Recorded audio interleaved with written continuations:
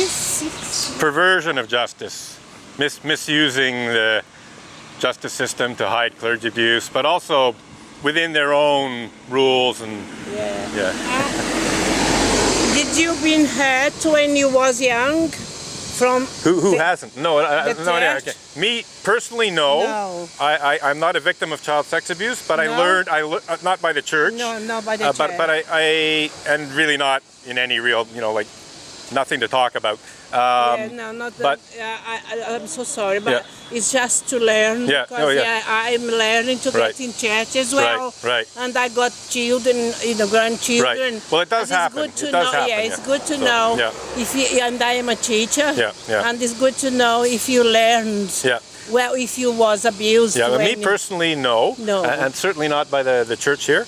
But I was verbally and psychologically abused as an adult by the previous minister. Right. When I complained about that abuse Yeah. to the head office. Psychological abuse Yeah, or sexual abuse? No, not sexual. No. Basically insults and defamation and that kind of stuff. Right. Anyway, when I complained about this to the head office in Boston, Yes. they dismissed it. They dismissed it here. But in bringing this complaint against the minister about non-sexual stuff, Right. I came into contact with people in the church who were concerned about the sexual abuse, and they told me, what goes on. Oh, yeah. What's your name, sir? My name's Robin Edgar. Robin Edgar? Robin Yeah. Edward. Edgar. But il passe beaucoup d'abus des catholics in this place, in this country. Well, the Catholic watch Church, things. it has its problems, but almost every church is going to have Every some. church, exactly. It's how they deal with it. It's how they handle Yeah, it. Do they absolutely. handle it properly, or do they try to hide it? And this community, they pretend it doesn't exist. They try to hide it as much as possible. They even they accuse me of crimes to try to silence me. Really? Oh yeah, really. Always, Yeah. Jesus. Yeah. Yes, that's Well, they're not even Christians. This church. It's not a No. Christian church. Yeah. Because the people, when I talk to me in the school, in Quebec, I think, I don't know, say, Canada, okay, I know about Quebec. Yeah. People, Yeah. I don't believe in everything. Well, put it this way, Quebec was largely Catholic, and in the 1960s, many of the people just said, we have enough of the Enough Catholic. is enough. So they basically turned away from the Catholic Church, and they maybe turned away from religion more generally, So, Yes, that's the way. Thank you very much. You're welcome. Well, Rob. thank you That's for being nice talking to you. curious. Yeah. Okay, all Have a the good best, Sunday, And yeah. look after yourself. Oh, I do. Good, good. Bye. Bye-bye. Yeah. Well, a couple of people engaging in a free and responsible search for the truth and meaning of my protest. And engaging in a free and responsible search for truth and meaning is the fourth principle of Unitarian Universalism. So you would think that, Unitarian Universalists might want to engage in a free and responsible search for the truth and meaning of what I'm saying about Unitarian Universalist clergy abuse in general, and Unitarian Universalist cover-up and denial of various forms of clergy abuse, including the sexual abuse of children.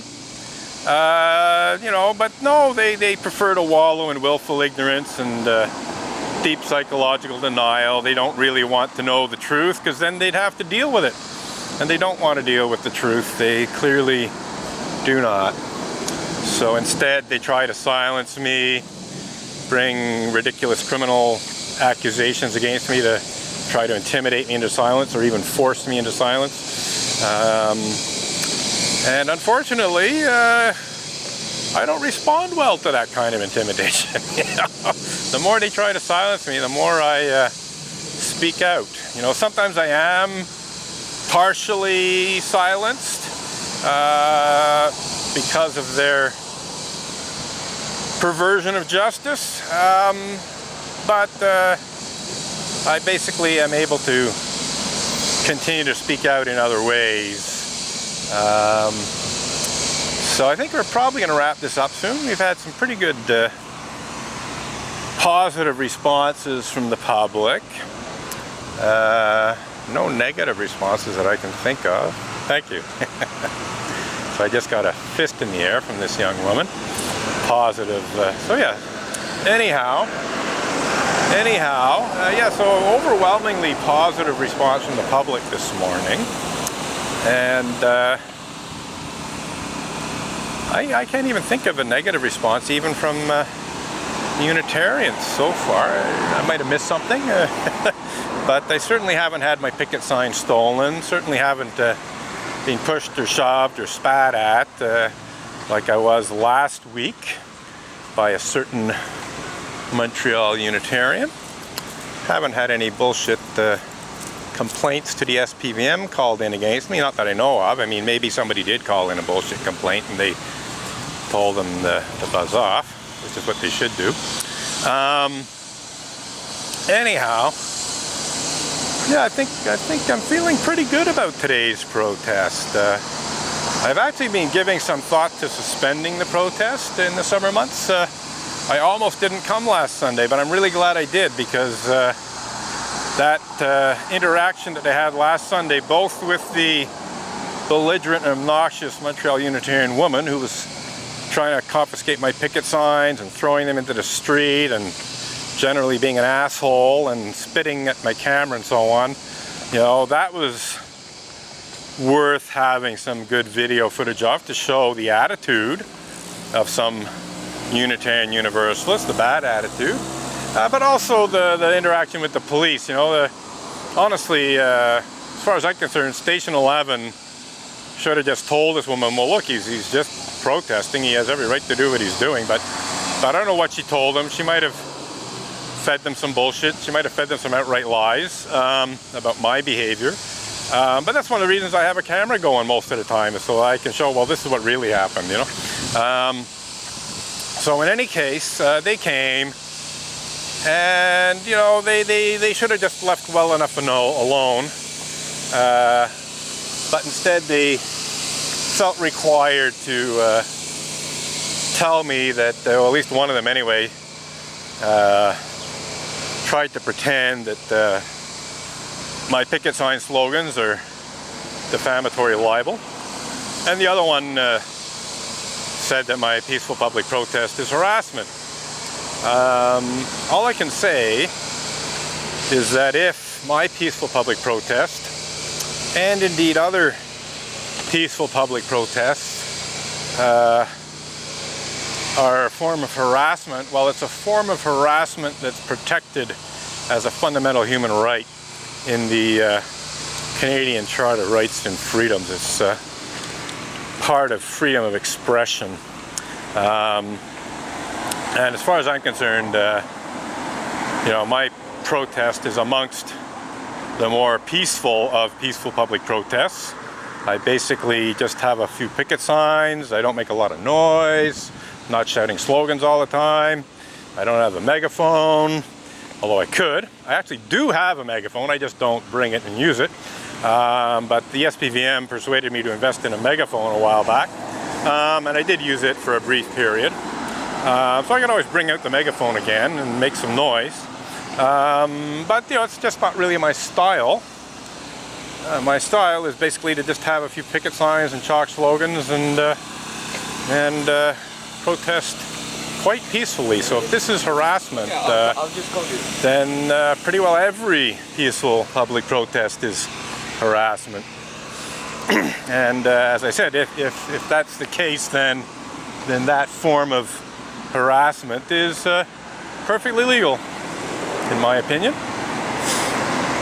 You know, we can debate the meaning of the word harassment, what is and is not harassment. We can also debate different types of harassment, you know, because there's all, you know, harassment is on a spectrum, you know, from very, very low-level harassment to very, very high-level harassment. There's a whole range of levels and degrees of harassment, and I would say that at the low end of the scale, it's not even illegal. You know, it's not criminal. It's you know, it's basically accepted and acceptable behavior up to a certain point.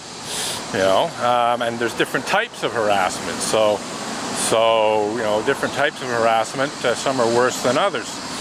So there's, you know, basically we can have all kinds of philosophical discussions and debate about what is and is not harassment and how to deal with it in society. And I think we're going to wrap this up soon, more or less on that note.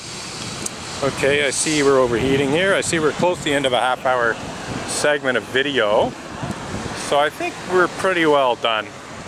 Just going to check the time. I'm assuming it's around 11:15 or something. 10:52, so yeah, a little past 11:15.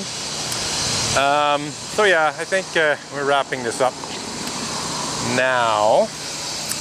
And we're going to go and watch the World Cup final game or something like that.